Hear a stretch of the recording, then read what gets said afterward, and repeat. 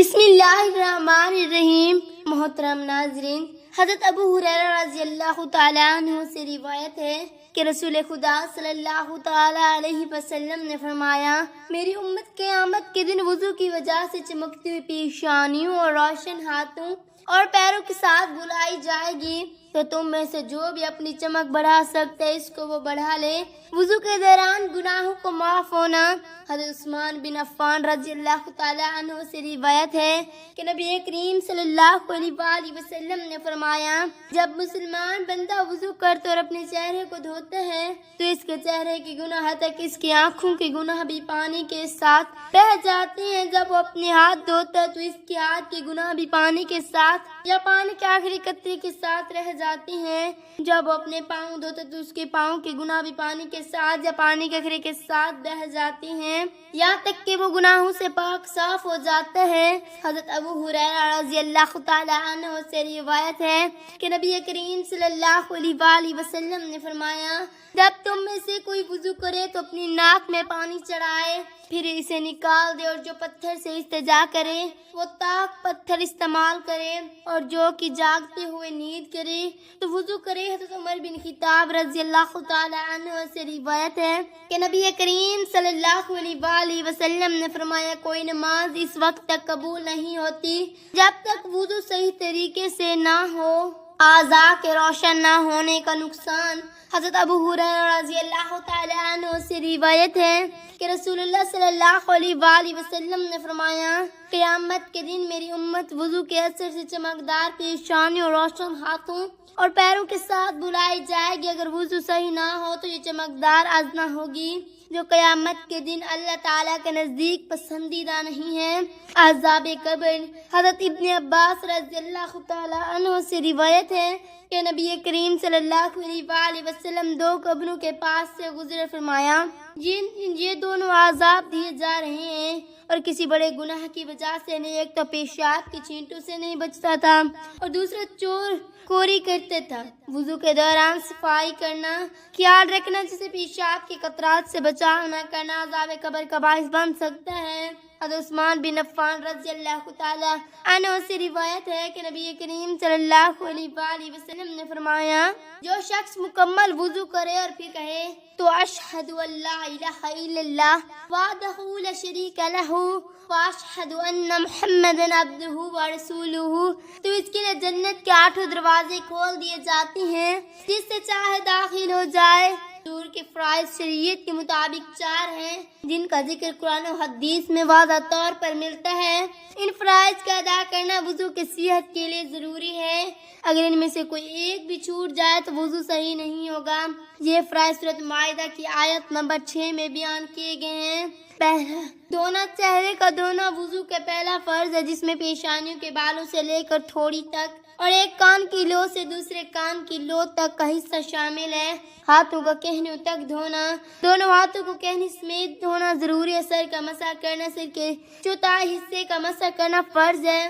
پاؤں کا ٹخنوں تک دھونا، دونوں پاؤں کو ٹخنوں سمیت دھونا ضروری ہے۔ قرآن مجید میں وضو کے فرائض اللہ تعالیٰ قرآن مجید میں فرماتی ہیں، اے ایمان والو، جب تم نماز کے لیٹو تو اپنے چہروں کو اور اپنے ہاتھوں کونیوں تک دھو لو اور اپنے سروں کا مسح کرو اور اپنے پاؤں ٹخنوں تک دھو لو۔ وضو کے فرائض کا خلاصہ: چہرہ دھونا پہچانی سے تھوڑی تک اور کانوں کی لوح تک، ہاتھ دھونا کونیوں سمیت، سر کا مسح کرنا، چوتھائی حصے کا پاؤں دھونا، دکھ سمیت۔ یہ 4 فرائض وضو کی صحت کے لیے لازمی ہیں اور ان کا صحیح طریقے سے ادا کرنا ضروری ہے۔ اگر ان میں سے کوئی بھی فرض چھوٹ جائے تو وضو بھی فرض نہیں ہوگا، ناقص ہوگا اور اس وضو کے ساتھ نماز وغیرہ ادا نہیں کی جا سکتی۔ اگر غسل خانہ پاک ہے اور وہاں نجاست موجود نہیں ہے تو وضو کیا جا سکتا ہے۔ اس دوران احتیاط برتنی چاہیے کہ وضو کے پانی سے نجاست نہ پھیلے اور وضو کے آداب کی پابندی کی جائے۔ کھلی جگہوں میں وضو کرنا، جنگل، کھیت یا کسی کوہ نہیں جگہ پر وضو کرنے میں کوئی حد نہیں، بشرط یہ پانی پاک ہو۔ اور وضو کے فرائض اور سنتوں کو صحیح طریقے سے ادا کیا جائے۔ پانی کے ذرا کنویں کا پانی اور طاہر ہوتا ہے اور اس کو وضو کیا جا سکتا ہے بشرط کہ پانی میں کوئی نجاست نہ ہو۔ اگر کنویں میں نجاست گر جائے تو اس کو پاک کرنے کا طریقہ اپنانا ہوگا جو شریعت میں موجود ہے۔ وہ سب پانی، اگر کسی پانی کے بارے میں یقین نہ ہو کہ وہ پاک ہے یا ناپاک ہے تو اس پانی سے وضو نہ کرنا چاہیے۔ شریعت میں طاہر پانی سے وضو کرنے کا حکم ہے۔ نہری پانی یا جھیل پانی، چشمے کا پانی، تمام پانی سے وضو کیا جا سکتا ہے بشرط کہ پانی میں کوئی نجاست نہ ہو اور وہ پاک ہو۔ وضو کا اصل مقصد جسم کو پاک کرنا یا کپڑوں سے متعلق نہیں، اس لیے ورنہ جسم سے وضو کرنا جائز ہے بشرط پردے کی بار کی رعایت کی جاتی ہے۔ خاص طور پر اگر کوئی اور موجود ہے، لیکن وضو کے بعد نماز پڑھنے کے لیے مناسب کپڑے پہننا ضروری ہے۔ نماز کے دوران مخصوص لباس کے تقاضے ہیں۔ مردوں کے لیے ناک سے لے کر گھٹنوں تک کا حصہ ڈھانپنا ضروری ہے۔ عورتوں کے لیے پورے جسم کو سوائے چہرہ، ہاتھ اور پاؤں کے ڈھانپنا ضروری ہے۔ اگر نماز کے وقت ستر ڈھانپا نہ جائے تو نماز درست نہیں ہوگی۔ وضو صحیح طریقے سے کیا ہو۔ وضو کے بغیر سونے سے کیا ہوتا ہے؟ وضو کے بغیر سونا مکروہ ہے لیکن یہ گناہ نہیں ہے۔ البتہ وضو کے ساتھ سونے کے بہت سے فضائل اور فوائد ہیں جو مختلف احادیث میں بیان ہوئے ہیں۔ حضرت براء بن حضرت رضی اللہ تعالی عنہ سے روایت ہے کہ نبی کریم صلی اللہ علیہ وآلہ وسلم نے فرمایا، جب تم بستر پر جاؤ تو وضو کرو جسے نماز کے لیے وضو کرتے ہو۔ حضرت ابن عمر رضی اللہ تعالی عنہ نے فرمایا، جو شخص وضو کے ساتھ سوتا ہے اس کے پاس ایک فرشتہ مقرر ہوتا ہے۔ جب بھی وہ بیدار ہوتا ہے تو فرشتہ کہتے ہیں، اے اللہ اس بندے کو بخش دے کیونکہ اس نے پاکی کے ساتھ رات گزاری ہے۔